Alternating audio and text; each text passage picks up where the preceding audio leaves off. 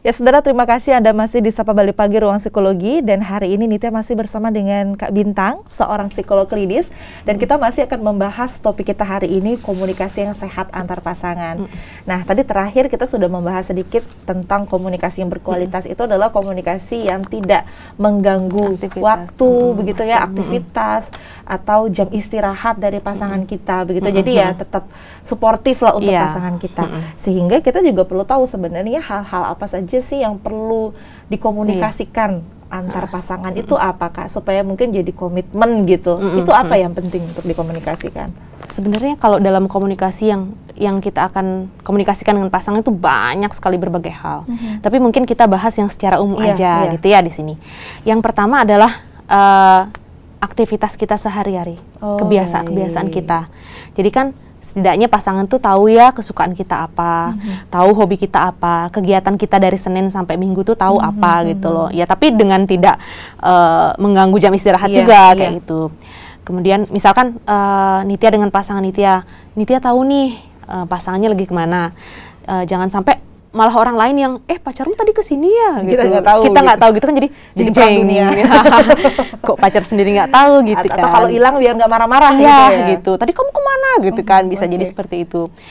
Terus kalau misalkan hubungannya sudah mulai terjalin lebih serius, ada baiknya kita mengkomunikasikan atau terbuka tentang finansial. Itu juga penting gitu loh.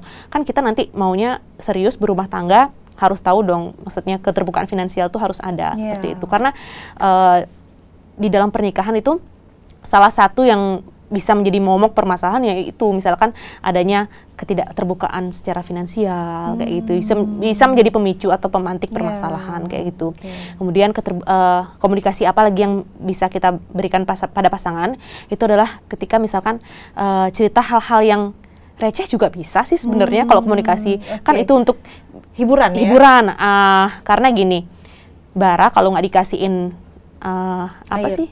Bukan minyak gas itu kan bisa mati juga. Jadi gimana kita bisa memberikan percikan-percikan dalam hubungan supaya tetap on fire gitu on fire gimana gitu. Jadi kayak nggak apa-apa jokes lucu kita share sama pasangan kita untuk meningkatkan komunikasi, terus juga untuk meningkatkan gairah dalam artian kayak semakin cinta nih sama pasangan kayak gitu. Kita kan jatuh cinta sama orang yang sama berkali-kali seperti itu. Jadi bisa ditingkatkan dengan komunikasi yang kayak gitu.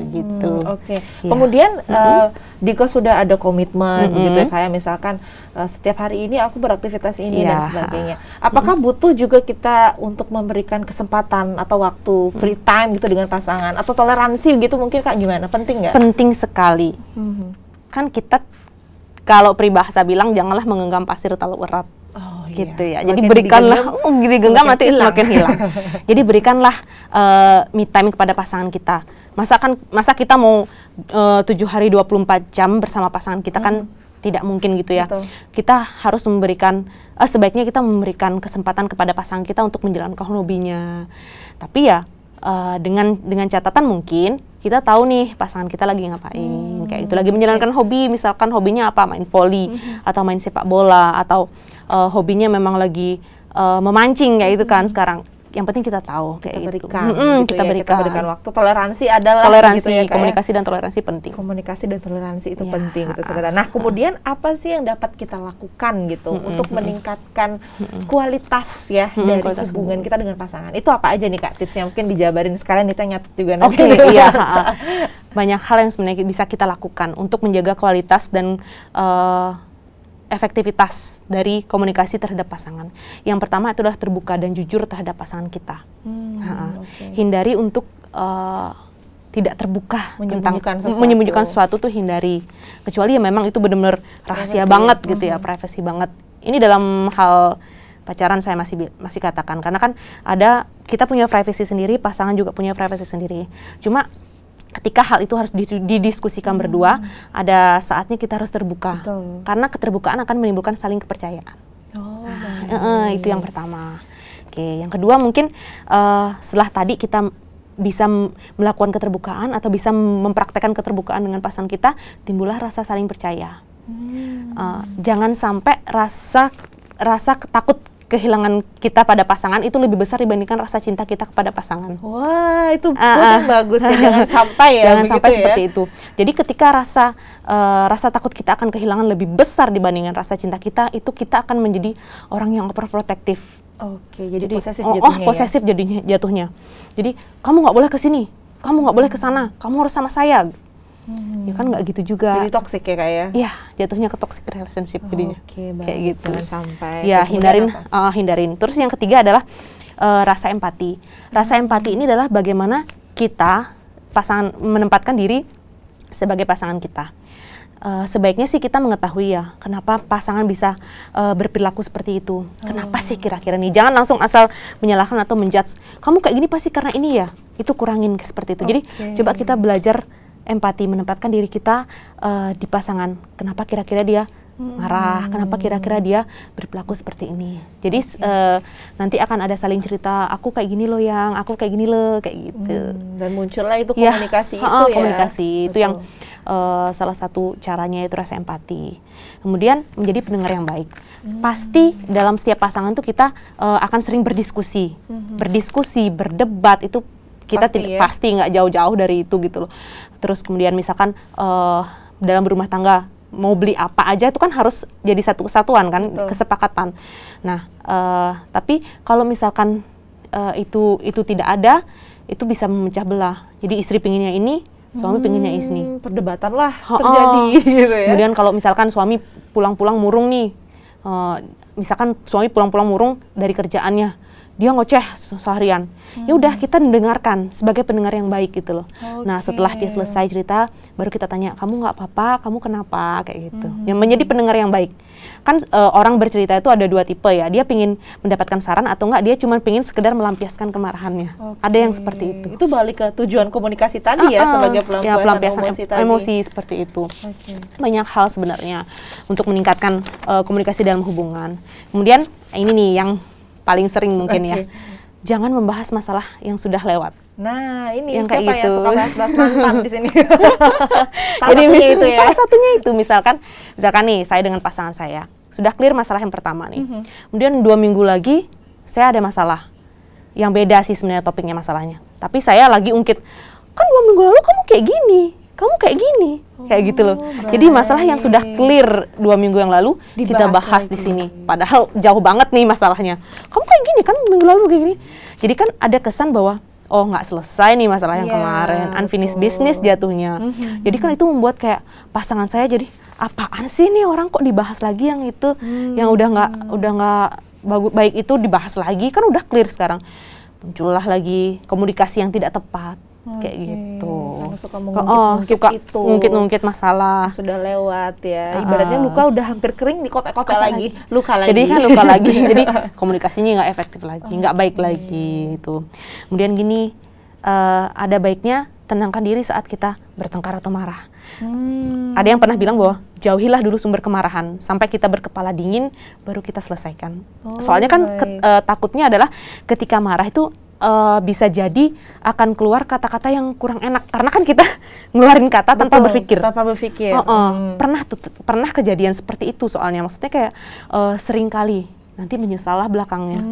Tapi udah maksudnya pasangan kita sudah kadung sakit hati, ya udah. Jadi kan agak susah untuk membangun lagi kepercayaan tersebut yang karena sudah. Kalau kita lagi emosi, ada baiknya kita meredam dulu baru ngomong gitu ya. Ada baiknya meredam, ada baiknya introspeksi diri dulu. Jauhilah sumber kemarahan kita. Jadi kan kita bisa berpikir bahwa oh tadi saya marah kenapa ya? Oh dia kayak gini, mungkin karena ini akan bisa melihat dari sudut pandang lainnya. Jangan asal tidak asal seperti itu gitu. Biar untuk mengurangi keretakan yang lebih besar lagi. Dan untuk menghindari kata-kata dalam komunikasi yang tidak tepat itu Kemudian ya kita sebagai pasangan juga harus menyadari sebenarnya pentingnya komunikasi itu seperti apa. Sangat seperti yang saya katakan tadi di awal, selalu saya tekankan bahwa dalam suatu hubungan atau relationship, itu yang paling dasar itu adalah komunikasi dan toleransi. Seberapa penting komunikasi, komitmen kita di awal tentang komunikasi tersebut dan toleransi. Toleransi dalam artian bahwa seberapa sih batasan kita bisa memaklumi pasangan itu, dan juga pasangan bisa memaklumi kita. Kalau misalkan komunikasi dan toleransi itu seimbang, niscaya hubungan akan langgeng. Oh, baik. Itu kunci utamanya. Itu kunci utamanya. Nah, kalau misalkan kita lihat lagi nih Kak, tadi kan dampak dari komunikasi yang tidak baik mungkin akan menimbulkan perasaan-perasaan tidak enak begitu ya, kemudian insekuritas. Nah, kemudian kalau sebaliknya nih Kak, komunikasi yang baik nih antar pasangan, benefitnya gimana Kak? Khususnya untuk kesehatan mental. Iya. Sebenarnya komunikasi yang baik itu benefitnya banyak sekali, banget ya? banyak banget. Jadi bangun pagi nih misalkan, happy, akan berdampak dengan kesehatan mental kita sendiri. Terus kita menjalani hari-hari itu jadi sukacita, kayak gitu. Motivasinya lebih tinggi, kita akan bisa berkarya lebih banyak lagi. Lebih produktif lebih produktif. Pasangan kita mendukung apa yang kita lakukan. Pasangan kita mendukung baik itu secara emosional, bagaimana. Jadi kan kita jadi menjalani hari-hari itu jadi oke gitu loh. Jadi menjadi pribadi yang seperti Nitya tadi katakan produktif, bisa menghasilkan apa aja, performa di kantor juga meningkat atau performa dimanapun juga meningkat kayak gitu. Jadi terus kayak hubungan akan semakin bisa memahami karakter masing-masing sih jatuhnya seperti itu. Ketika terjadi komunikasi yang baik antar pasangan, kita jadi paham gitu, oh ternyata pacarku atau suami dan istriku nih gak suka nih kalau kayak gini. Jadi secara nggak langsung dengan komunikasi itu juga kita bisa lebih paham dengan karakter pasangan masing-masing.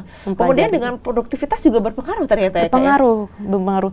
Kalau misalkan ada masalah aja nih kepikiran, jadi kayak misalkan ada masalah nih, terus kita masuk kantor kepikiran, jadinya terbengkalai, kacau balau semua pekerjaan kita karena kita mikirin satu masalah dengan pasangan kita ini aja, gitu. Apalagi pasangan ini kita bisa katakan dia salah satu ya signifikan others kita begitu ya, salah satu orang yang paling mempengaruhi emosi kita gitu.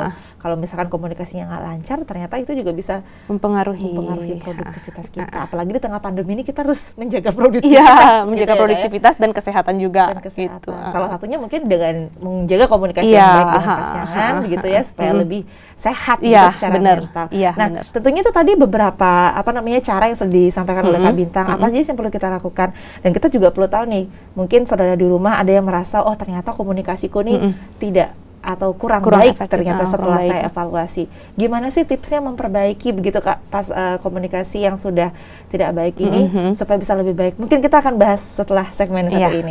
Nah saudara, setelah ini kita akan membahas kira-kira bagaimana tips untuk memperbaiki komunikasi yang kurang efektif. Tapi setelah yang satu ini, untuk itu jangan kemana-mana, tetap di Sapa Bali Pagi Ruang Psikologi.